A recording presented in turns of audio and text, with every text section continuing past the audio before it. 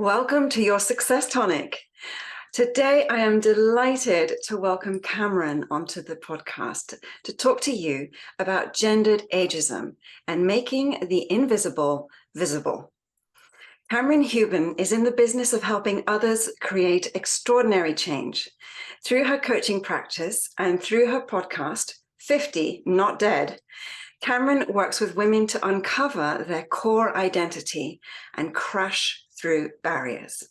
With a background in international consumer goods operations, Adidas, Coach, Brahmin, Kamrin understands what makes good motivational leadership and what doesn't.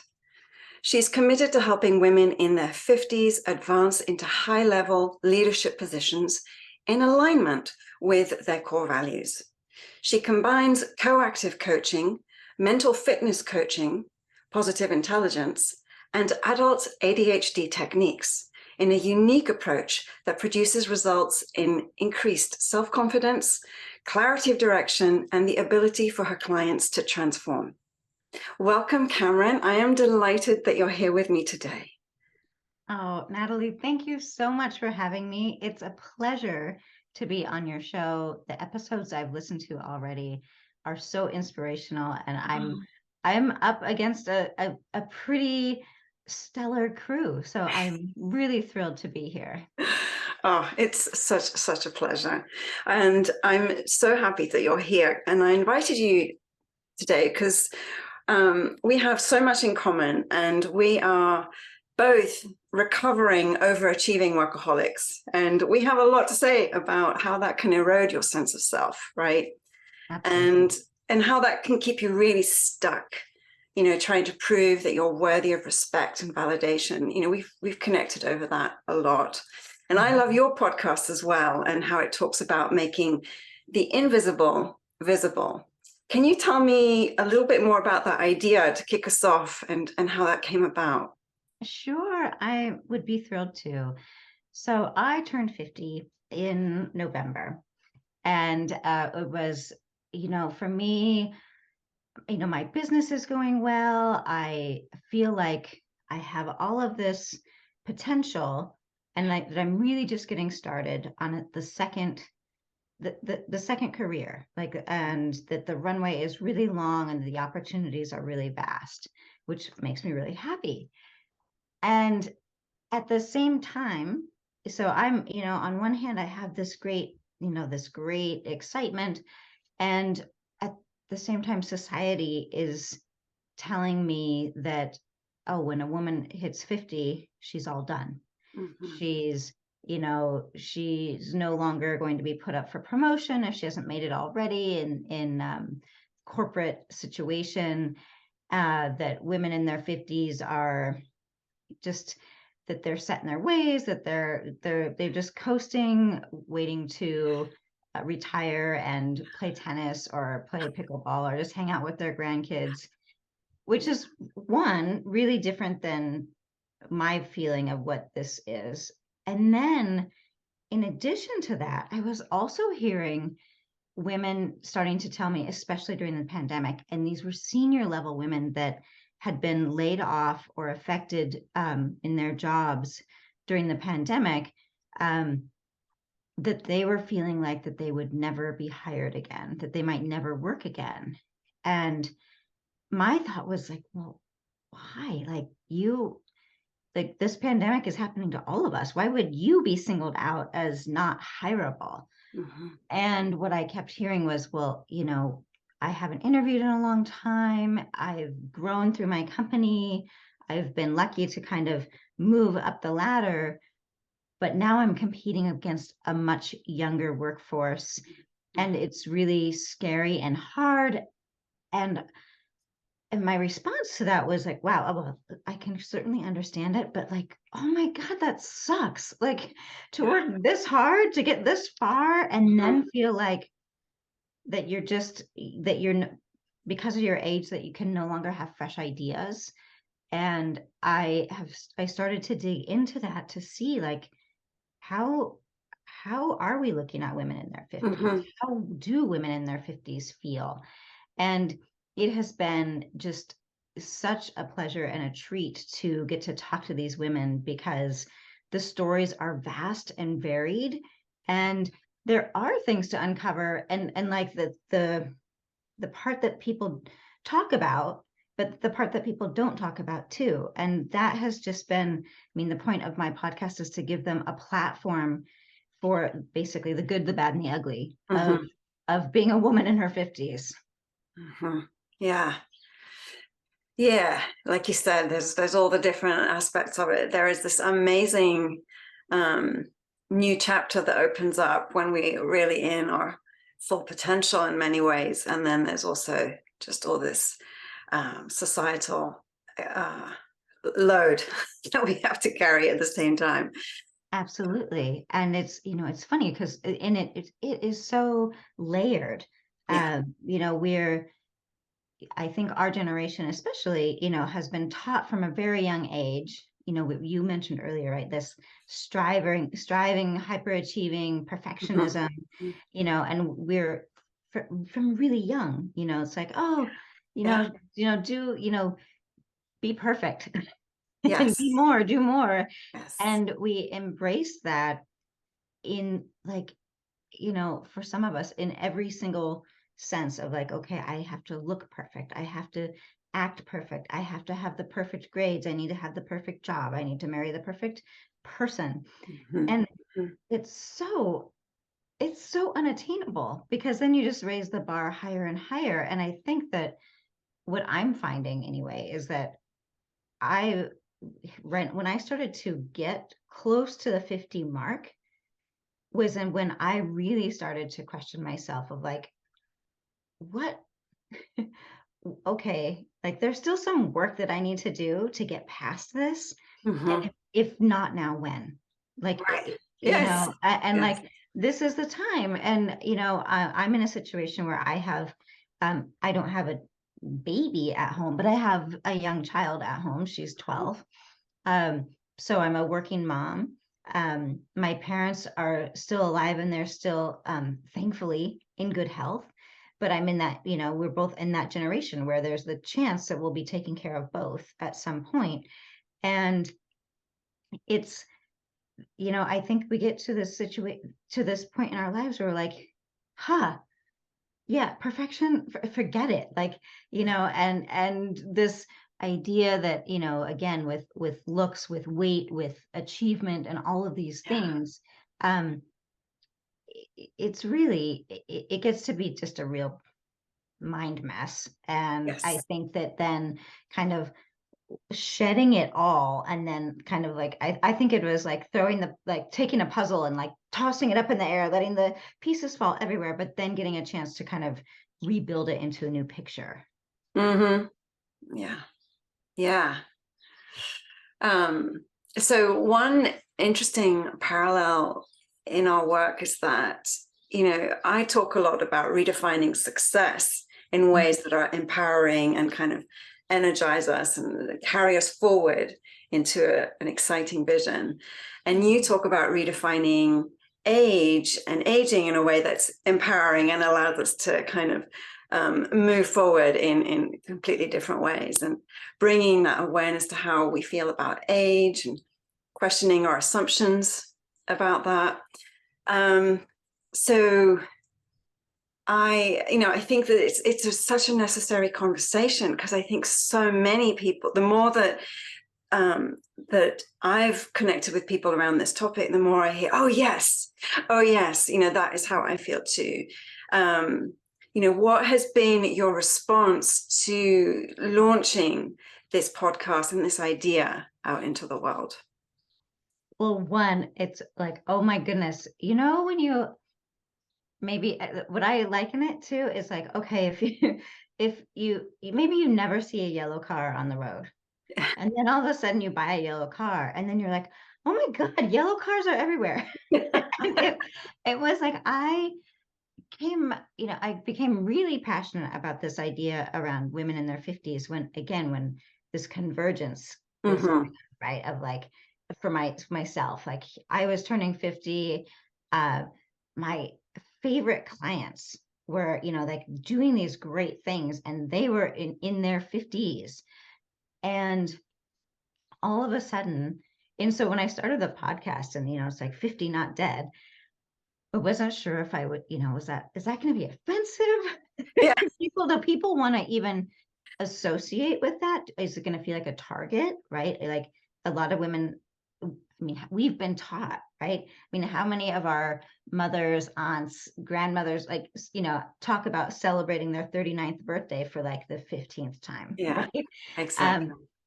And what I found is that there seems to be just an emergence of awareness around this topic that is happening at the same time. And again, I don't know if it is just that all of a sudden I'm driving, I don't really have a yellow car, but you know Yeah, what I I mean? But like all of a sudden, because I'm talking about it, I'm seeing it, and algorithms work a certain way.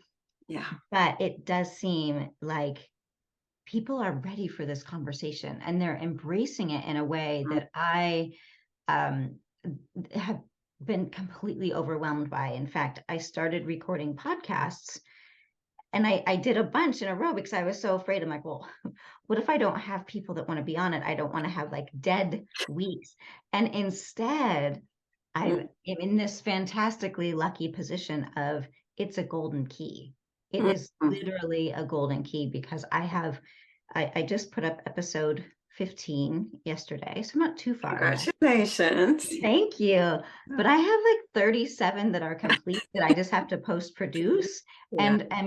and I'm completely booked Yeah. for additional conversations, and it's making me actually really try and be more and more thoughtful of like, how can I use this platform for good, and for it's really was, initially meant to just be like, okay, like, oh my gosh, you're 50, you're not dead, really, like a place for women to come and share stories of yeah, look at what I did at 54. Look at how many businesses have been launched and been very, very successful when women are in their 50s, in their 60s and beyond. And I wanted to be able to highlight that.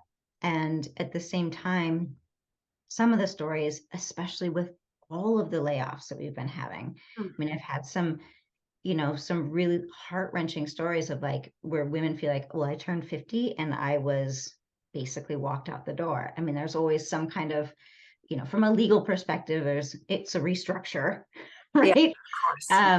But and it's just like, that is just garbage. And so now with this, I want to say it's almost like I'm on top of a tidal wave, and I feel like a cartoon character running as fast as I can to make sure that I harness this in the way to make the best impact possible. And so it's evolving as we speak. I love that. Yeah, that's amazing. I love that. It's like you've tapped into something really critical, and that you're doing that, and responding to something that's really needed. So it's beautiful. Thank you.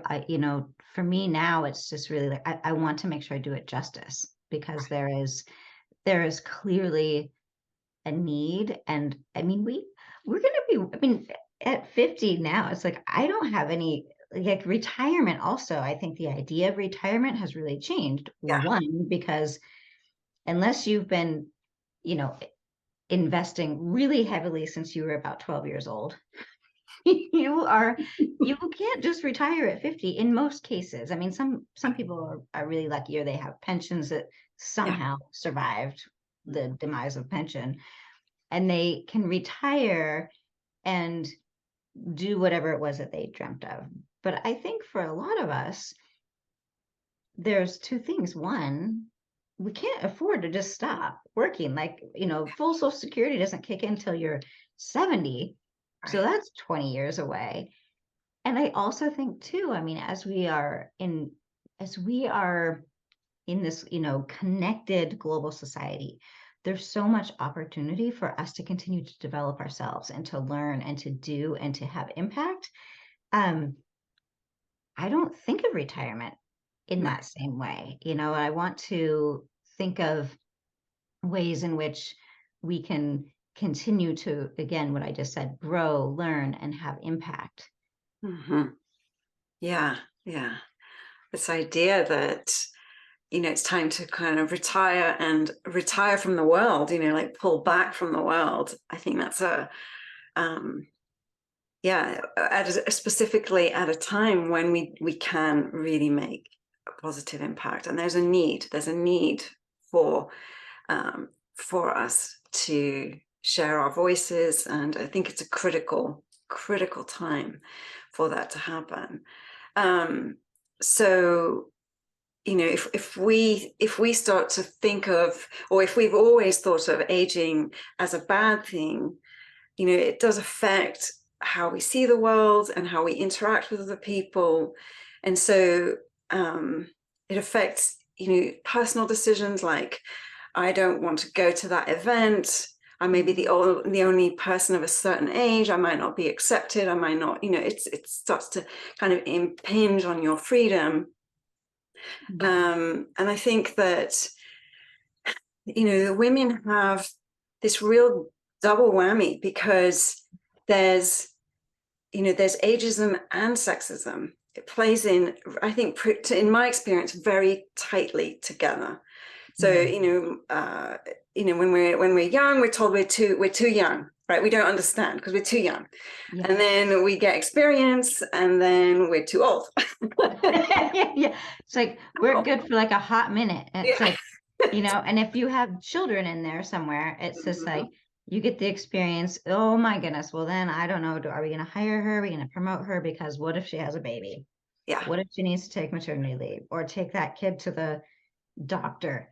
And it's just like, oh my gosh, right? And then all of a sudden you're 40 and it's like, I don't know. Can you relate to our target market? And it's like, well, it depends on what market you're talking about, right? And two things. One, there's a huge market in our age bracket that people should not ignore because they're just silly if they do.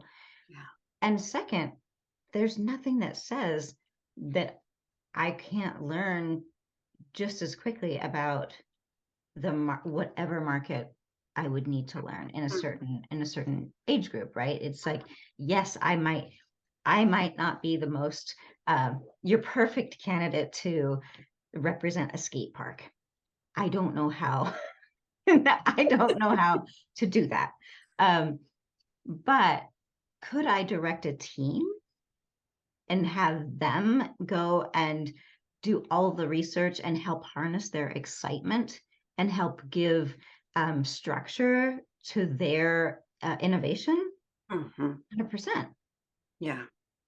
And I think one of the areas that's completely undervalued is, for these young women coming into the workplace, when there are not female leaders, mature women who have experience and who can mentor, but also just show what it is to be a powerful person, doing an amazing job. I think that you create this huge empty space with no role models. So what happens is these, young women are then having to emulate or turn to other role models, and usually that's older men, right? And so eliminating role models is, I think, a huge factor in preventing women from advancing. And I think that's so I feel like this is such a huge impact of my, certainly in my experience, was that there wasn't that kind of person to look up to. Have you had that experience? Did you have older leadership to look up to when you were in your 20s, in the organizations you were in? Oh, these are such good, juicy questions. So first of all, I wanted to go back just for 1 second about when you mentioned sexism and ageism being so tightly related. Yeah. I often get on my show when I'm doing kind of a pre-call with somebody where it's so intertwined that that people have an almost impossible time pulling it apart. So it's just like, I don't know. I don't know if it was because of my age or because I was a woman, but I was screwed either way. Right. Right. And so I totally agree with what you're saying. And then the idea of women advancing and having role models that believe in them and that help them emulate positive, empathetic, true leadership. I think so. I have two cool things to say, and I don't want to forget. I'm going to make a little note. Yeah. So in my 20s, my first real role model to help me as a leader actually was a white man. Mm-hmm. And it was interesting at the time. I think I was such a workaholic. Yeah. I mean, I would just literally do anything. I would, that didn't sound great. Yeah. I would work and Worked. work and work and work, Yes. Yes. right? And it was respected because I worked like a dog. I did all the stuff that you're not supposed to do. I came to work sick. I worked with Yeah. some kind of Asian mumps. I worked with worms. I mean, I worked overnight. Not anything that I would advise anyone to do. Mhm. But luckily for me, in that case, I did have somebody that at least recognized, geez, this woman is working her ass off. And I don't think that he cared that I was a woman. I really think that he Mhm. just saw this person is Yeah. working really hard and working really hard to make a difference. At the same time, interestingly enough, in our office, the woman who was so there was a powerful man in the office and there was a powerful woman. Ah. So as the powerful woman in the office, she was, everyone was terrified of her because she was so mean. I mean, Mhm. like literally, and this was back in the day when you could get away with really being mean, but she would, put people in. We had this glass office. So it was not private, but you could be pulled into the glass office and screamed at and have stuff thrown at you. Lord. Um, if you had done something wrong. And it was incredibly confusing. I was in my 20s, I was living overseas. I had never, at that time, I hadn't had very many role models of any kind in a work environment. And it was very confusing. So it was just like, well, am I supposed to be a big raging bitch? Like, is that how you do it? Mhm. Because that is so not me. Right. But I have to tell you, I mean, when you are kind of prescribed or steeped in a certain way, good or bad can rub off on you. And you have to be really, really strong. And I think to know to question every step of the way from as young as you can possibly wrap your arms around it. What do you stand for? Mm. Mm. It's mean bitchery, what you want to stand for, because ultimately that's not going to get you very far. But it was, there was definitely some times where I'm like, okay, is that the way you do it? Like, and it's embarrassing to admit that now. Later in my career, I worked for a wonderful woman. And I would say that she was the type of leader that I aspired to be. She was, and what made her, for me, like this hero type of leader was she brought so many of her own ideas to the table Mhm.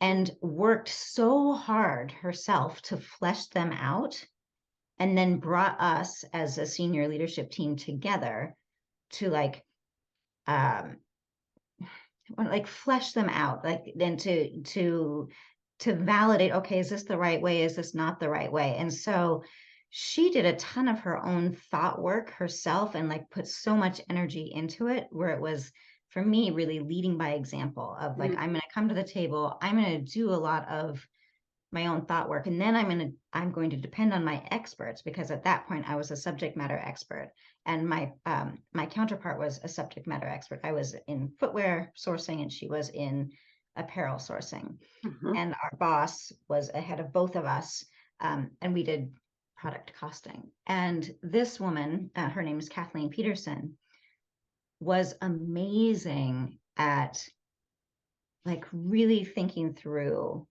and putting through like new ideas, new cutting edge changes in our company, but then asking for our input and like really listening. And I felt so empowered because she would tell me, I mean, she would just say, look, I don't know that area, so I'm going to just need your input. I'm going to need you to handle this.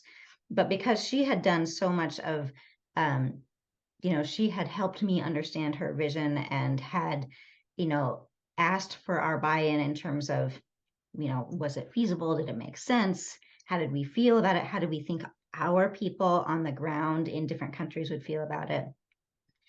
I felt very, very lucky. And she, what was then very telling is that we were working at a very big international company, and she and one other woman, the other woman has been on my podcast already.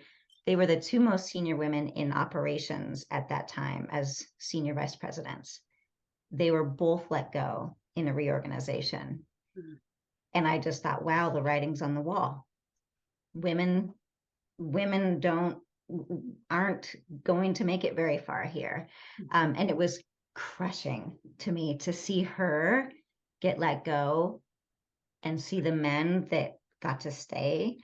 Because in that case, and she was that we were working in a very young company. We were in the athletic industry, and I want to say she was probably 42. And she had a young family. And so, but people already viewed her as a little bit older. But the fact that she was pushed out to me was just like this heartbreaking, terrible thing. And I had learned so much from her, which for me was really, like lead by example. Like if you're going to ask somebody to work really hard, do your own hard work first, but then let them run, because like I was so happy working for her because I believed in what I was doing. I knew that what I was doing had an impact. I knew it made sense. And I was seen. I mean, she totally appreciated what I did. And it's the kind of leader that I wanted to emulate and be as I moved forward. So I was pretty lucky in that sense. Oh, and I said there were two things. I'm so sorry. Yeah, I just talked your ear off. I want to hear. when you talked about, where is that? Like, what do we do when there's a void? So if you're in a company and all the senior women have been let go, or there aren't any senior women, real or the ones that are there have been taught during the mean streak type, and you're just like, oh God. There is a really cool organization being formed that I will just give a little bit of a shout out to. Okay. A woman named Lise Hardy is forming an organization for mentorship for women and underserved individuals. Mm-hmm. So that if you don't have a mentor within your company, mm-hmm. you can go to this other organization and be paired with a mentor in your field. Mm. And it's just getting going. It's just getting off the ground, but I think it's going to be really amazing, so that there are people out there that recognize exactly what you recognize, Nathalie, is like, what do we do if that mentorship isn't there? If you're a woman and want mentorship, I mean, it's one thing. I mean, think if you're a woman of color and want mentorship, exactly. It's like, where do you look to? Yeah. And Lise is really, with her organization, trying to build a huge network of mentors. And I see her active on LinkedIn right now because with all of the layoffs that have happened in tech.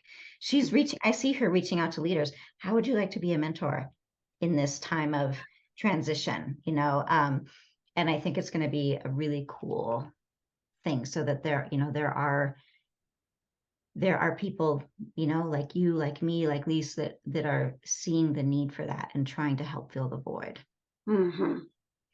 Yeah, I think this is such an important and interesting point that you just made as well, which is there is quite a lot of awareness right now about diversity and inclusion, but only a few companies include age in their diversity and inclusion initiatives. despite that massive increase in ageism and talent shortages, right? There are massive talent shortages out there.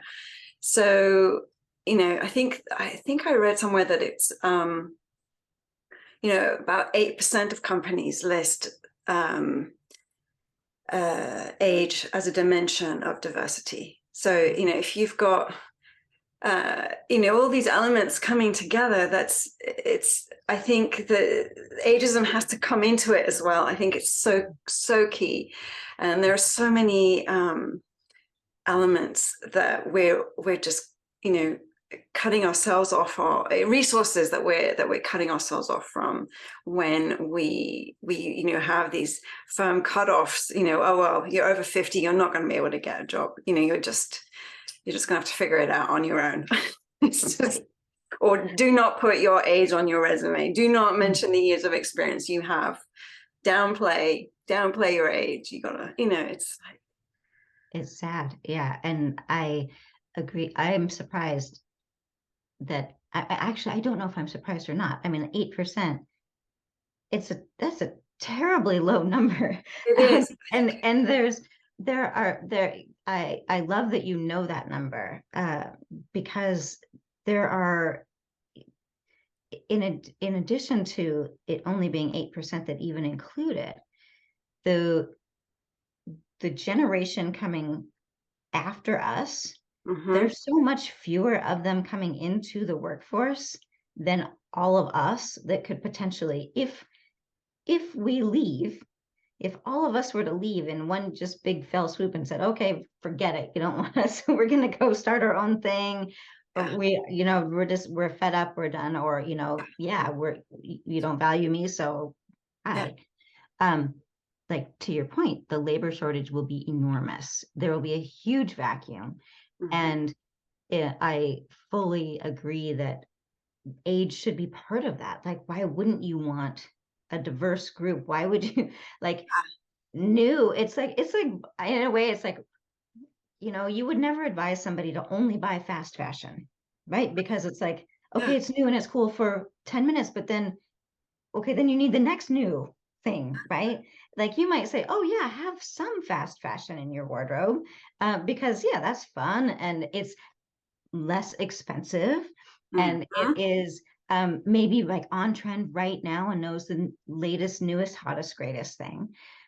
But you're also going to want to have, if we make that same analogy, right, you're going to want to have your tried and true, you're going to want to have your true classics, and you're going to want to have the ones, the pieces that you totally invest in. Yes. Right. And if you round that whole thing out, then it's like, if you look at a wardrobe like you would an organization. Yeah.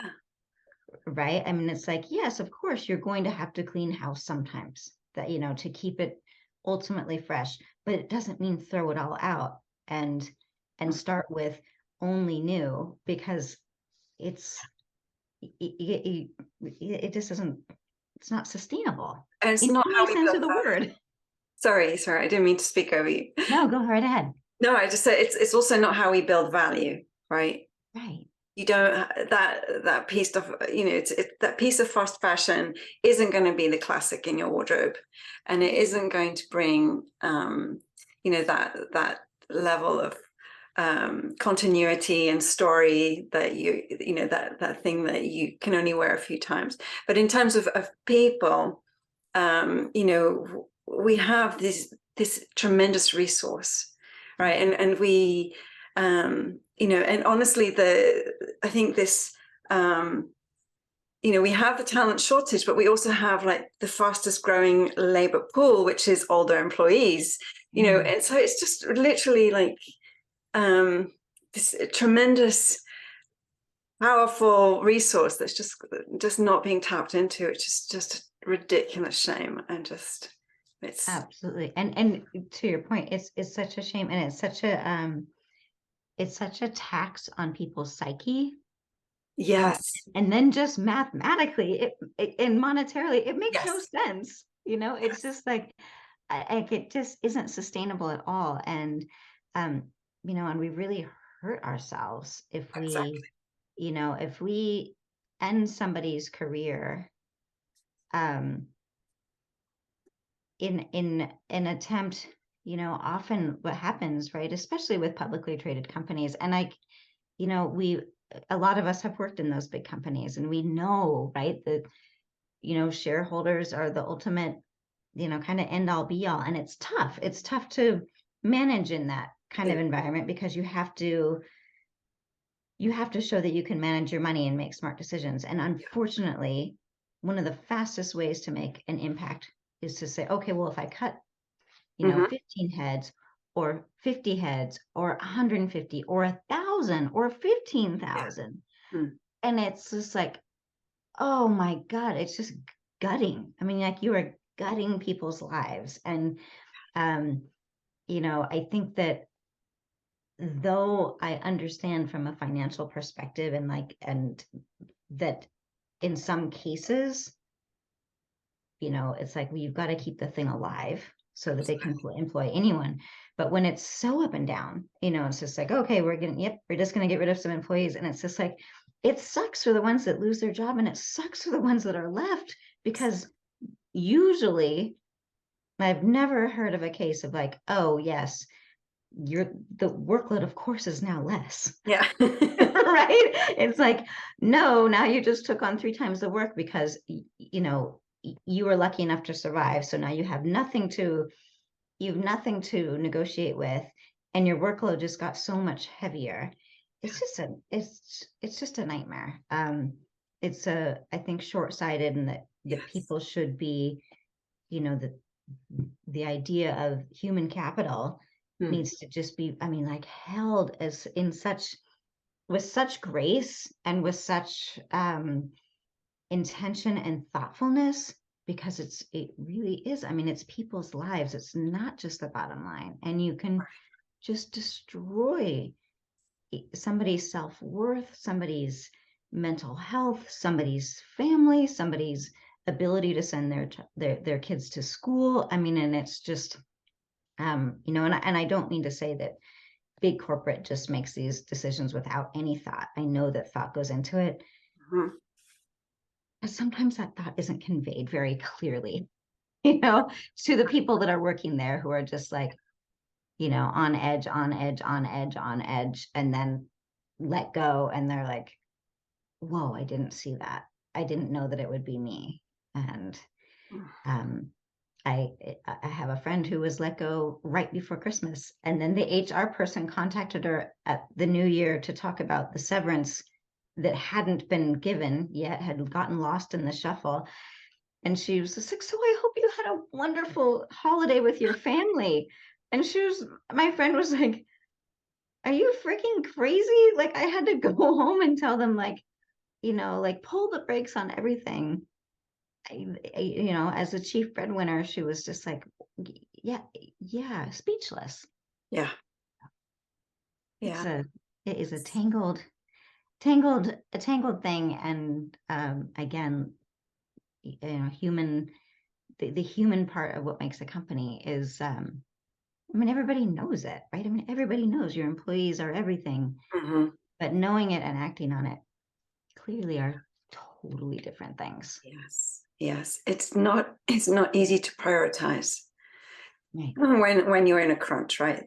But it is, I agree with you. I think that there needs to be a change in how we think about that our people are our most valuable resource, not the most expendable. Absolutely. And to be thinking about it all the time. Like, when you're hiring like crazy, be really, really thoughtful. And when you're, and all the times, when things are good, be really, really thoughtful. So that when things aren't so good, that the only answer isn't to let people go, and that the only answer then isn't, well, they probably they probably are ready to retire anyway. And it's like, because yes, in some cases, some might be, because maybe it's been a terrible place to work, and they're like, well, thank God. Yeah, exactly. But it's doing me not a favor. case. Let's go. Yeah, exactly. But it's certainly not the case for everyone. No. And I've met so many people where it's just, so many women especially, where it's just been crushing, and the first thing that we work on then is just like, okay, your job does not equal you. And your value does not equal this role in this job. And you are absolutely employable. You bring so much to the table. We just need to, infuse you with that belief, because it's hard to hold on to it when all of a sudden you're like, well, I don't know, can I compete with the 26-year-old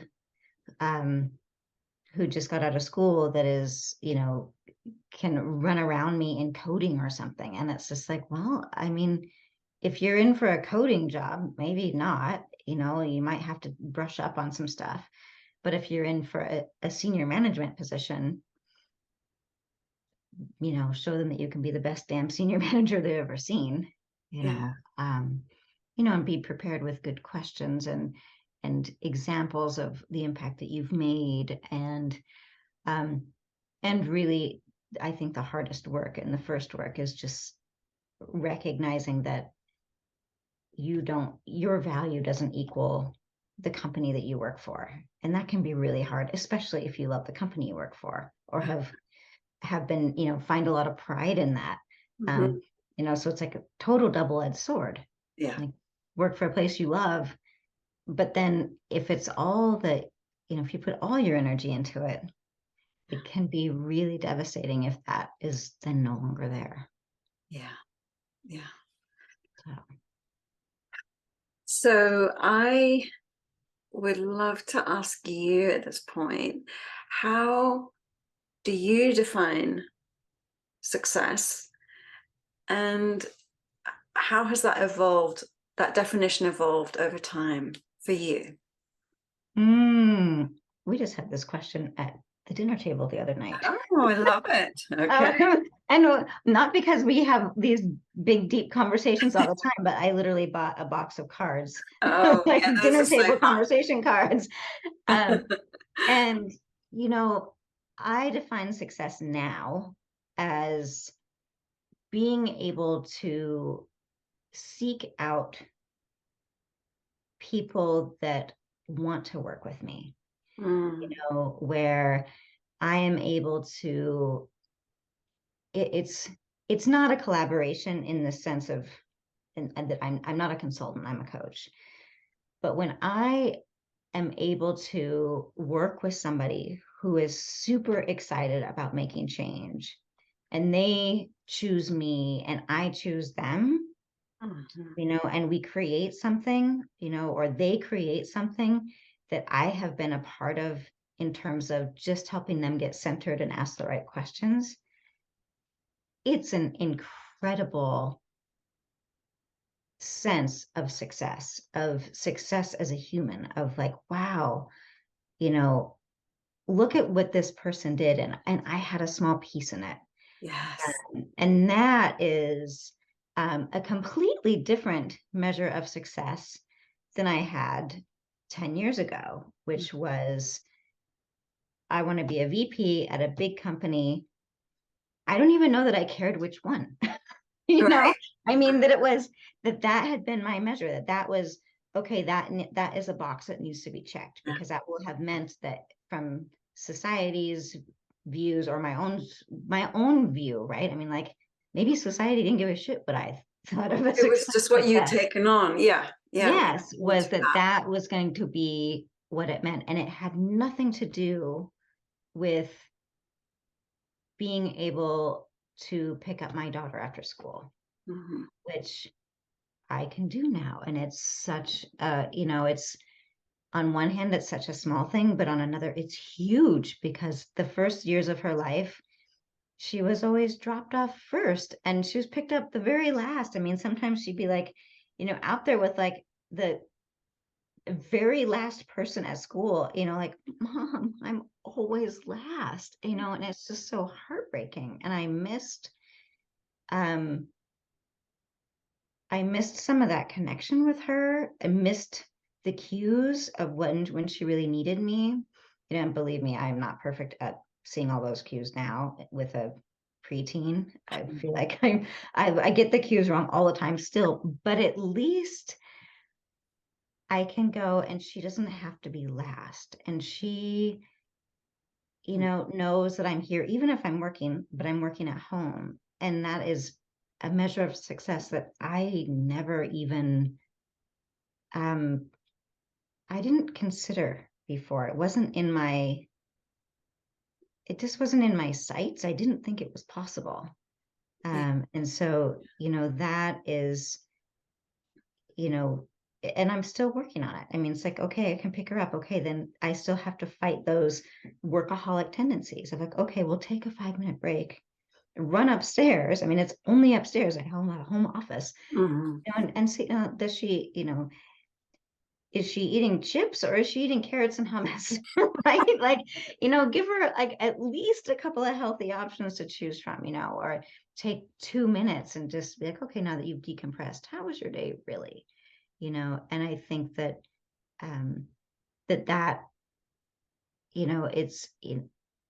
it's a huge part of the success that's easy to forget, and I mean, and of course, there aren't, I'm lying if I'm saying, it's that, oh, that's the only success I need or want. There's a part of me too that's like, oh yeah, I want to be able to impact a huge number of people, and I want to be able to, I would love to be able to, I had tremendous support from my parents when I was growing up, and even in the sense of like, if you hear my story on my website, they weren't perfect. We had our times, and I was not a perfect teenager by any sense of anybody's imagination. But I would love to be in a position where I could make their lives easier, where, they've worked really hard. Both my parents worked really hard their entire lives, and to get me ahead. And I would love to be in a financial position to be able to give back to them, and to just make things a little easier, to do things as a family that were just like sometimes surprising. Like, oh, let's just all, I don't know, go on vacation together, including, and be able to foot the bill for that. So there's the monetary success that has shifted also. I mean, it's like, yes, I still want to drive a 911 one day, just because I think it would be really freaking fun. But it has evolved. It's not just about like kind of rank and file success of like trying to just get to the top of something and being completely burnt out, but having ticked the box, which really for a long time, that was my definition. And in my mind now, it's not a great definition. I'm much happier with the one I have now, which, I mean, to be totally honest, Nathalie, is still evolving. Yes. It's still really evolving. Like, what do I want this to look like? It's like, okay, what do I want? When I'm 70, what do I want to look back on and be like, oh, thank God I did that when I was 50, because look at what that afforded us. Look what experience that afforded my family or my friends or myself to have. So yeah, still evolving. It is. I love that. And I think that the more conversations I'm having, the more of these interviews I'm having with this podcast, the more I realize that it is a constantly evolving thing for everybody. And I do truly find it fascinating to see what different things people prioritize at different moments and why that is meaningful to them at that stage of their journey. That's why I started this whole podcast, because I'm so fascinated with the idea. Yeah. As you're saying that, I'm like, oh my goodness, you have to write a book about that at some point. Like, just publish the line of that last question. I mean, because that is totally fascinating, because I bet that there are some really, really interesting evolutions of that answer. There are, yes, for sure. Yeah, I mean, just, our personal experience, we see how that evolves. And but then, the more you tap in to other people's experience and you hear what the stories they have to share, I think it really highlights for me, again, like this idea that our story really points us in the direction of where we can make the most impact in the world.